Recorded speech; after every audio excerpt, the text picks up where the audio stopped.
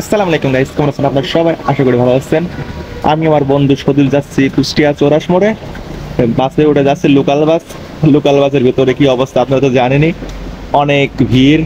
অনুমোদন ঠেলে ঠেলে ঢুকেছিলাম। আমার বন্ধু তো জীবনে ফার্স্ট টাইম বাসে উঠেছে। ইতিমধ্যে আমরা চৌরাশ মোড়ে চলে আসছি। এখন আপনাদের চৌরাশ মোড়ের ভিউটা আপনাদের দেখাবো। আপনার চৌরাশ মোড়ের ভিউটা উপভোগ করুন। ডাকে কেন বর্ষাকালে বোঝো কি সখী, বসাই যা আমার ঘরে দিয়ে যাও কি। টুক টুক টুক বৃষ্টি পড়ে, ঠান্ডা ঠান্ডা হাওয়া, মন আমার তোমার বাড়ি করে আসা যাওয়া।